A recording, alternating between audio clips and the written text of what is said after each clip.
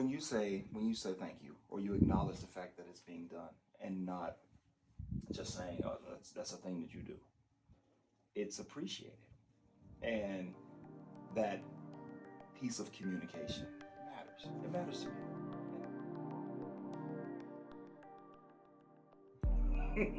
3 cheers with coffee. So, wanted to chat about the other day when we had a little moment that we realized that I bet other people have these moments, and they take the moment and it turns into something bigger than it is. Yeah. So you've been working a lot. Yeah. You've been working like 5-6 jobs.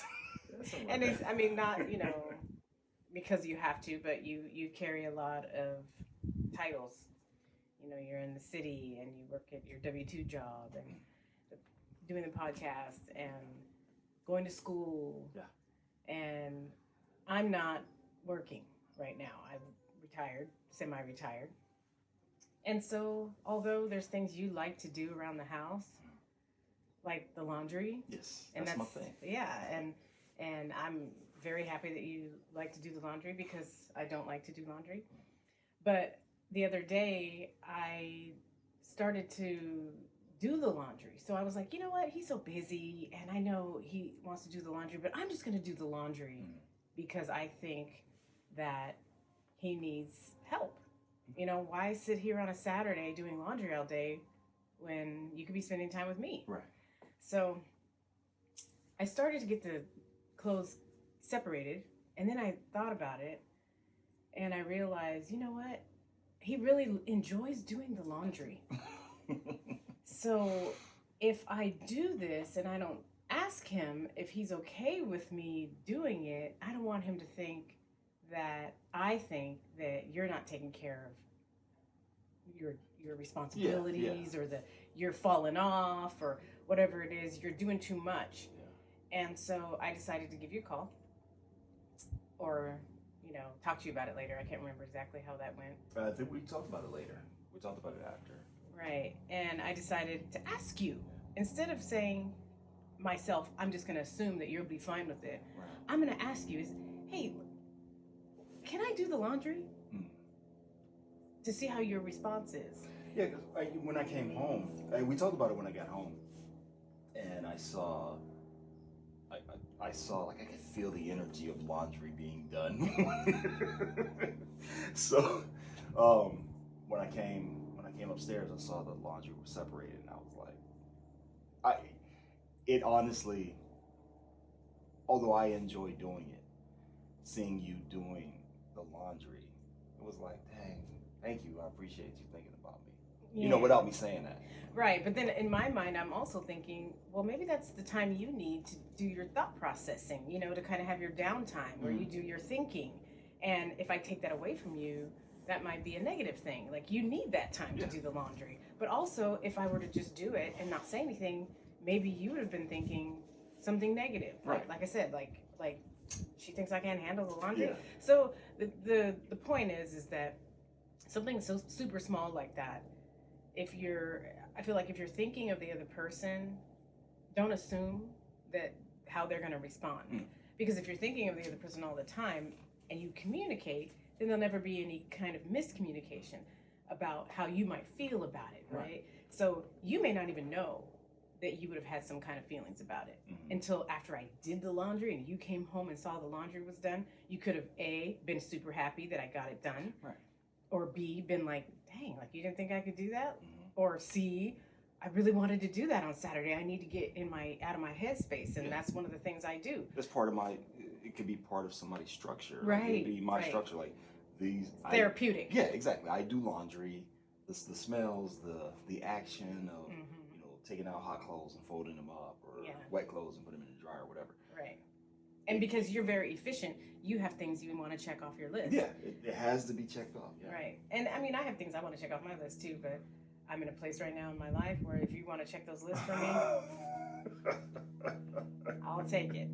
But, not everybody responds that way. But I think that the idea is that if you're always communicating, it doesn't leave any space for assumptions, Right. or it doesn't leave any space for, I don't know, filling the blanks with what you think they know, or what you think they want, or what you think they usually do. Yeah. I mean, that's something for me too, because with the communication piece, being thankful. A lot of times, an action like doing laundry becomes a mundane task, and it's they always do laundry, so I can count on the laundry being done. I don't have to worry about it. But you always say thanks. That means a lot. Well, I'm always so shocked every time I open my drawers and all my clothes are folded so perfectly. It's like magic.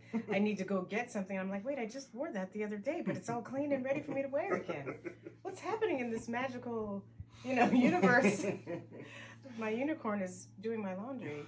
But I love that. I like the fact that, one, I'm able to do something and contribute.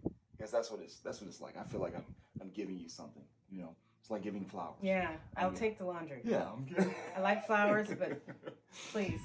But when you say thank you, or you acknowledge the fact that it's being done, and not just saying, oh, that's a thing that you do, it's appreciated, and that piece of communication matters. It matters to me, and I think it matters to people in general when somebody does something.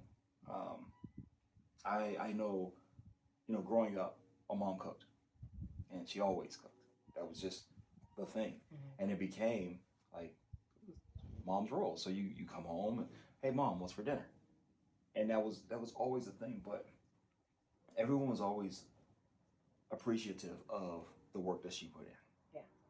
Verbally, right? Yes, verbally. Hey, thank you. And it wasn't like a passing thank you. Like anybody can just say, oh, thanks for that, and keep it moving. But it was an actual, wow, thank you. Because you took time to do something for me. You were being selfless in your action. That means a lot. And people don't tend not to communicate that. Even me saying thank you for saying thank you. People don't communicate that, because I appreciate the fact that you appreciate it. Right. And it matters. It does. And I mean, I've been in conversations with women that notice how, giving and, courteous and chivalrous you are. And I've actually had women say, I hope you appreciate him. You make sure and say thank you all the time, right? And I'm like, yeah, I do that. But I remember, even though I may have had like some kind of feeling about it when they said it to me, when you do something for me, the first thing I think of is, remember what they said, that you should be saying thank you. And I want to, but I remember that. It made an impact on me that, yes, acknowledge and appreciate and verbalize it. Don't just show it by wearing the things that they prepare for you, or eating the food and saying, ooh, this is good. Actually take the time out to make eye contact and say, I really appreciate that you do the laundry. And I don't like it, so I know how it feels when I do it. So for you to do it, regardless if you like it or not, you're taking a weight off of my shoulders, and it's like gifting me every time you do it. And I really appreciate that you do that. Yes, and I'm a lucky girl. I'm a lucky guy. I mean, I enjoy doing it. I mean, in my house, growing up with my mom and my dad, that was a chore that we had to do. You wash clothes, you have baskets of clothes, you have to iron the clothes and hang them up and put them away. So that became, it was a chore. And then when I joined the Marine Corps, it just was a way of life. Right. And I kind of had the cheat code going into the Marine Corps, because I already knew how to fold my clothes. Yeah. It was the same way. I don't know. My mom might have been in the Marines at one point in time, but she kept that a secret. But it honestly, it became a way of life for me to have things in order and in its place. And I remember you and I having a conversation kind of early in our dating, just about just having so much to do and having to do so much, and being a nurse and being a mother, being a wife, and it there's a lot that comes into that. There's a lot of work that has to be done. I mean, regardless if you have help or not, there's still a lot of work that has to be done, and that stuck with me. Well, it's years of doing it too. You get to a point in your life where you're like, is this ever gonna end?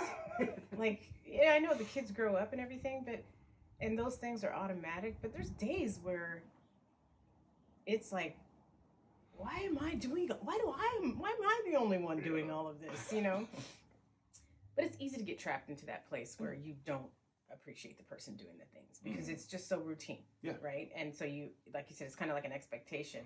I mean, I've been there where you've not done the laundry, or you just didn't get to it, or we've just been busy and running around and there wasn't time. And I'm like, oh, where's my, is it still dirty? Oh, that's unusual, It's been 4 days and I don't have it back yet. The basket's still in there. What's going on? But yeah, no, I'm sorry. I think I may have cut you off. But, No, you good. Okay. I love my coffee time with you. I do too.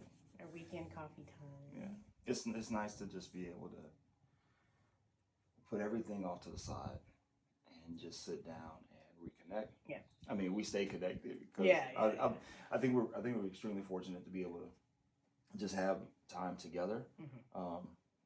Even though we work and we have so many different things going on, we have our time, and we make it a point to have our time, but to have a structured moment where we just sit down, put some jazz on,